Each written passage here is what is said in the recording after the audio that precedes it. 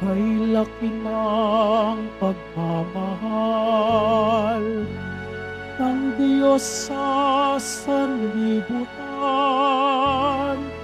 kaya't anak niya'y binigay.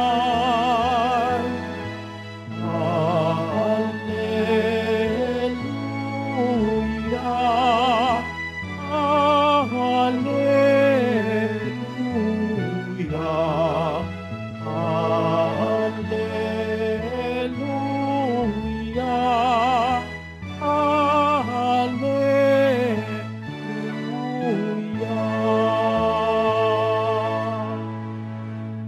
Sumainyo ang Panginoon. At sumaiyo rin. Ang mabuting balita ng Panginoon ayon kay San Lucas. Papuri sa iyo, Panginoon.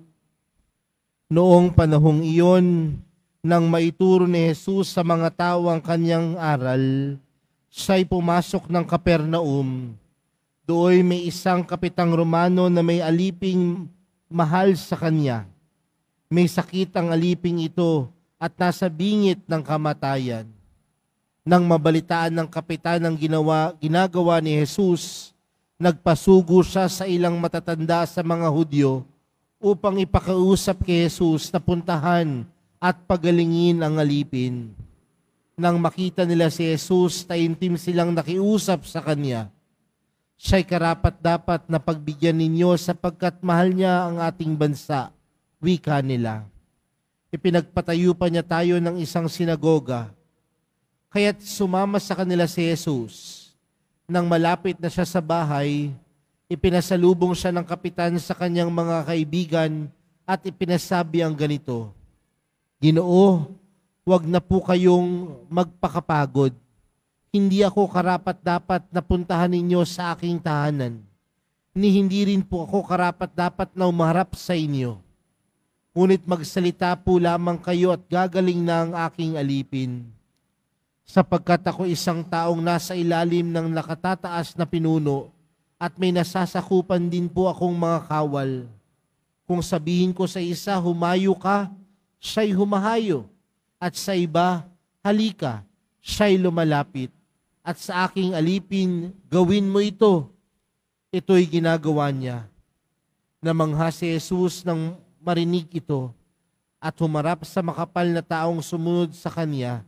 Sinabi niya, kahit sa Israel ay hindi ako nakakita ng ganitong kalaking pananampalataya. Pagbabalik sa bahay, naratnan ng mga sinugo na magaling na ang alipin.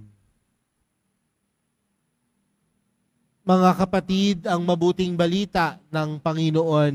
Pinupuri ka namin, Panginoong Heso Kristo. Magsiupo muna po ang lahat. Magandang tanghali po sa inyong lahat. Magandang tanghali po, Father. Pakibati nga po ang katabi ng magandang tanghali. Mga kapatid, ang bawat isa po sa ating nagtitipon ngayon sa pagdiriwang ng banal na Eucharistia ay may pananampalataya sa Diyos. May pananampalataya kay Jesus. Pero paano po ba natin naiintindihan ang salitang pananampalataya? Masasabi ba natin na ang isang taong laging nasa loob ng simbahan may pananampalataya? Masasabi ba natin kapag ang tao maraming mga imahe ng santo sa kanyang tahanan may pananampalataya? Pero mga kapatid, ang pananampalataya ay nagmumula sa kakayanan nating makilala ang Panginoon. Kaya nga, ang responsibilidad natin bilang mga Kristiyano, bilang mananampalataya, ay kilalanin ng Panginoon. At makikilala lang natin ang Panginoon kung tayo ay patuloy na mag-aaral patungkol sa Kanya. Kaya nga sa loob ng simbahan, napakahalaga nung tinatawag nating paghuhubog. Dahil ang bawat isa sa atin, hinuhubog ang pananampalataya sa paanong paraan, sa pagkakilala sa Panginoon. At paano natin kinikilala ang Panginoon? Sa pag-aaral sa Kanyang mga gawa, sa pag-aaral sa Kanyang mga turo, sa pag-aaral sa kanyang buhay. Bilang mga mananampalataya, bilang Kristiyano, bilang Katoliko, responsibilidad nating kilalanin ng Panginoon. At tandaan din natin mga kapatid, na ang pananampalataya ay hindi lang dapat manatili bilang isang kaalaman. Bagkus ang pananampalataya dapat pinapalalim at sa pagpapalalim ng ating pananampalataya, nakabubuo tayo ng ugnayan sa Diyos. Uulitin ko po ha, ang pananampalataya ay hindi mananatili sa kaalaman, bagkus ito ang magdadala sa atin upang mas lumalim ang ating pagkakilala o pagkikipag-ugnayan sa Panginoon. Di ba ho, bilang mga tao, masasabi lang natin na kaibigan mo ang isang taong yan kapag kilala mo ang taong yan. Masasabi mong mahal mo ang taong yan, oras na makilala mo ang taong yan at simulain mong mahalin ang taong yan. At ganoon din pagdating sa Panginoon, mga kapatid. Oras na makilala natin si Jesus, lumalalim ang ating ugnayan, lumalalim ang ating relasyon.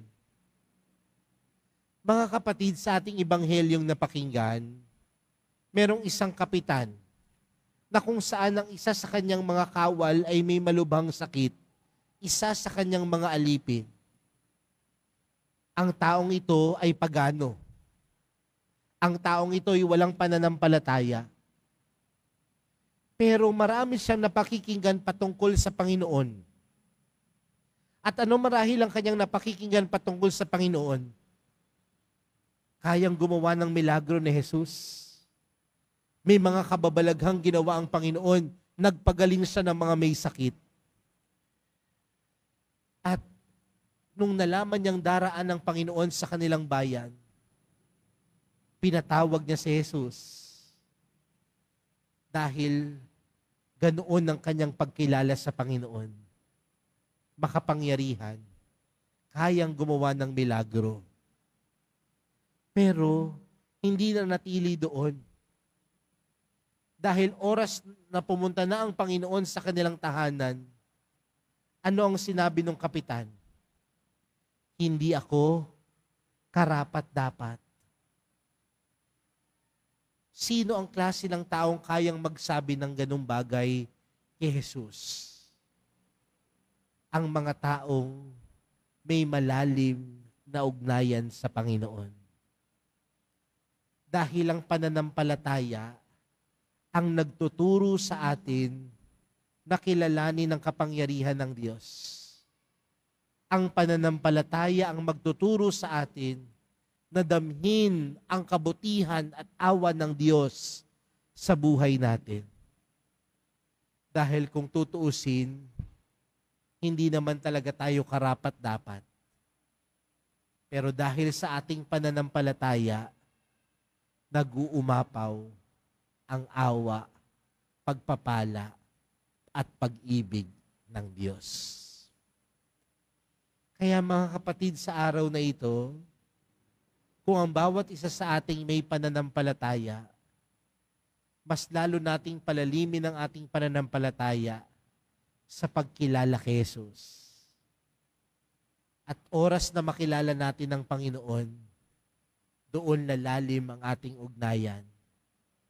At sa ating paglalim ng ugnayan kay Jesus, mapagtatanto natin na hindi tayo karapat-dapat.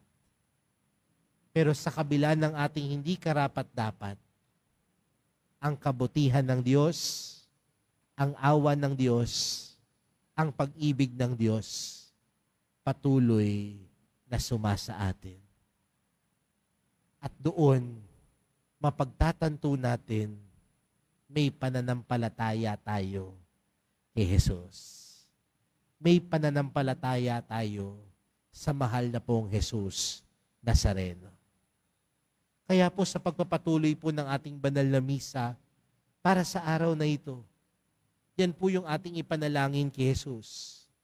Nadagdagan pa po niya palalimin pa po niya at payabungin niya ang ating pananampalataya sa Kanya. Amen.